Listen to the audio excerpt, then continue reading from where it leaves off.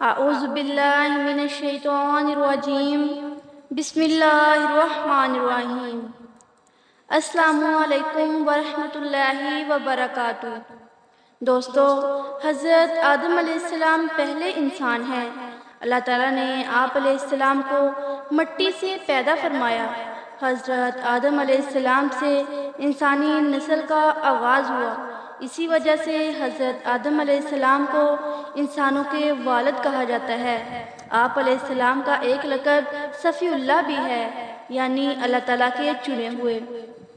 حضرت آدم علیہ السلام کو پیدا کرنے سے پہلے اللہ تعالیٰ نے فرشتوں کے سامنے حضرت آدم علیہ السلام کی پیدائش کا ذکر فرمایا۔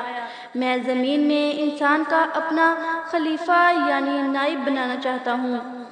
فرشتوں نے عرض کیا کہ کیا آپ ایسی مخلوق بنائیں گے جو زمین میں فساد مچائے گی اور خون بہائے گی؟ اللہ تعالیٰ نے فرمایا، جو کچھ میں جانتا ہوں وہ تم نہیں جانتے۔ اللہ تعالیٰ نے حضرت آدم علیہ السلام کو پیدا کرنے کے بعد تمام چیزوں کے نام یعنی ان کا علم سکھا دیا۔ پھر ان چیزوں کے نام فرشتوں سے پوچھے۔ فرشتے ان چیزوں کے نام نہ بتا سکے۔ حضرت آدم علیہ السلام نے ان سب چیزوں کے نام بتا دیے، کیونکہ اللہ تعالیٰ نے حضرت آدم علیہ السلام کو علم کے لحاظ سے فضیلت عطا فرمائی تھی۔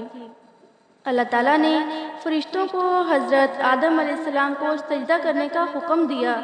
تمام فرشتوں نے حضرت آدم علیہ السلام کو سجدہ کیا، لیکن ابلیس نے سجدہ نہ کیا۔ ابلیس جنات میں سے تھا۔ ابلیس نے تکبر کیا اور حضرت آدم علیہ السلام سے حسد کیا۔ اس تکبر اور حسد کی وجہ سے اس نے حضرت آدم علیہ السلام کو سجدہ کرنے سے انکار کر دیا اور کہا، میں اس سے بہتر ہوں۔ تو نے مجھے آگ سے پیدا کیا اور تو نے اسے مٹی سے پیدا کیا۔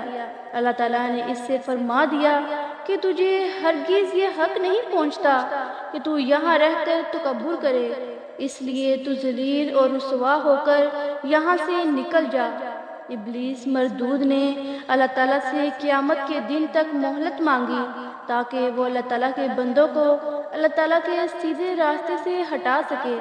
چنانچہ بندوں کی آزمائش کے لیے اسے یہ مہلت دے دی گئی، مگر وہ اللہ تعالیٰ کے نیک بندوں کو سیدھے راستے سے نہیں ہٹا سکے گا۔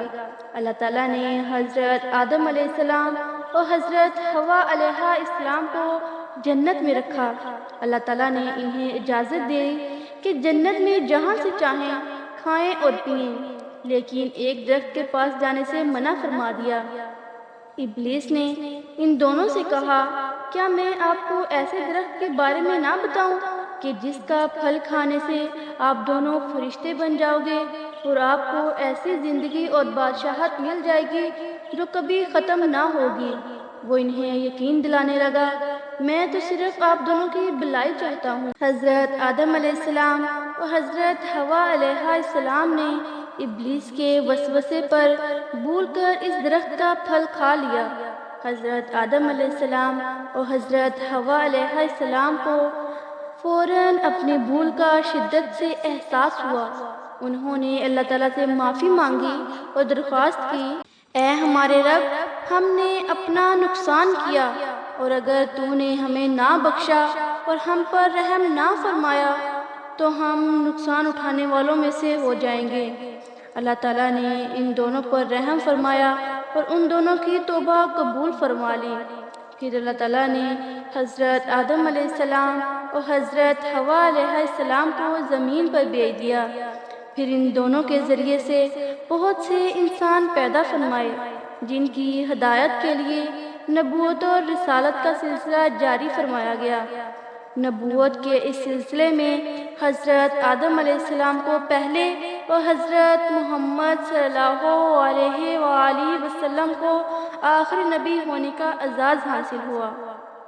دوستو، ہمیں یاد رکھنا چاہیے کہ شیطان ہمارا دشمن ہے۔ وہ ہم سے حسد کرتا ہے اور وسوسہ ڈال کر اللہ تعالیٰ کی نافرمانی کی طرف لے جاتا ہے۔ ہمیں شیطان کے شر سے بچنے کے لیے اعوذ باللہ من الشیطان الرجیم پڑھ کر اللہ تعالیٰ کی پناہ مانگنی چاہیے۔ اگر کوئی غلطی ہو جائے تو اللہ تعالیٰ سے معافی مانگنی چاہیے۔ اللہ تعالیٰ معافی مانگنے والوں کو پسند فرماتا ہے اور ان کی غلطیوں کو معاف فرما دیتا ہے۔ غرور اور تکبر کرنے والے اللہ تعالیٰ کی رحمت سے دور ہو جاتے ہیں۔